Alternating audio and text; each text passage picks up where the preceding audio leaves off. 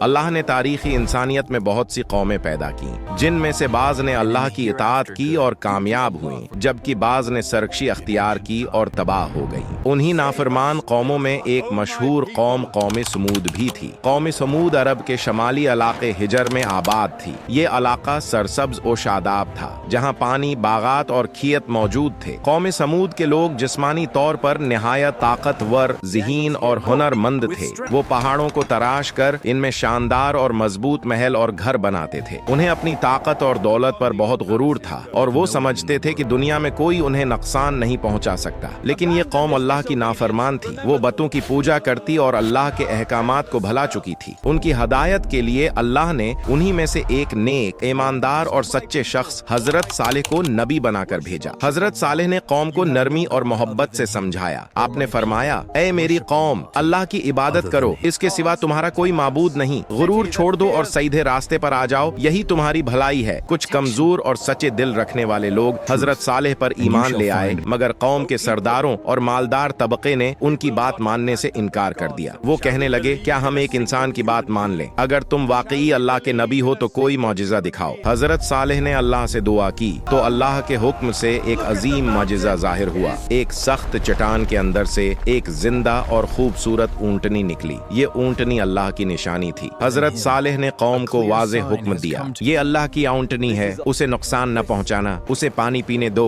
ورنہ تم پر سخت عذاب آئے گا۔ شروع میں قوم اس معجزے سے خوفزدہ ہو گئی اور کچھ عرصے تک اونٹنی کو نقصان نہ پہنچایا، لیکن وقت گزرنے کے ساتھ ان کے دلوں میں حسد، غرور اور دشمنی بڑھتی گئی۔ وہ اونٹنی کو اپنے لیے مصیبت سمجھنے لگے کیونکہ وہ ان کے پانی کے حصے میں شریک تھی۔ آخرکار قوم کے چند سرکش اور بدبخت افراد نے سازش کی اور اونٹنی کو قتل کر دیا۔ یہ ایک بہت بڑا جرم تھا۔ جب حضرت صالح کو اس کی خبر ملی تو آپ بہت رنجیدہ ہوئے اور فرمایا، اب تم اپنے گھروں میں صرف 3 دن رہ لو، اس کے بعد اللہ کا عذاب آئے گا۔ قوم سمود نے اس وارننگ کو بھی مذاق میں اڑا دیا۔ وہ ہنستے رہے اور کہتے رہے کہ ہم پر کوئی عذاب نہیں آئے گا، ہم بہت طاقتور ہیں۔ مگر جب مقررہ وقت آیا تو آسمان سے ایک خوفناک چیخ اور زمین سے شدید زلزلہ آیا۔ پوری قوم لرز کر رہ گئی۔ ان کے مضبوط پہاڑوں میں بنے محل بھی انہیں بچا نہ سکے۔ ایک لمحے میں پوری قوم ہلاک ہو گئی۔ صرف حضرت صالح اور وہ لوگ جو ایمان لائے تھے اللہ کے حکم سے محفوظ رہے۔ حضرت صالح نے پیچھے مڑ کر تباہ شدہ قوم کو دیکھا اور فرمایا، میں نے تمہیں اللہ کا پیغام پہنچا دیا تھا مگر تم نے نصیحت قبول نہ کی۔ اس کہانی سے ہمیں یہ اہم سبق ملتے ہیں، اللہ کی نافرمانی اور غرور انسان کو تباہ کر دیتا ہے۔ اللہ کے نبیوں کی بات ماننا نجات کا راستہ ہے۔ طاقت، دولت اور محل انسان کو اللہ کے عذاب سے نہیں بچا سکتے۔ صبر، عاجزی اور ایمان کامیابی کی کنجی ہیں۔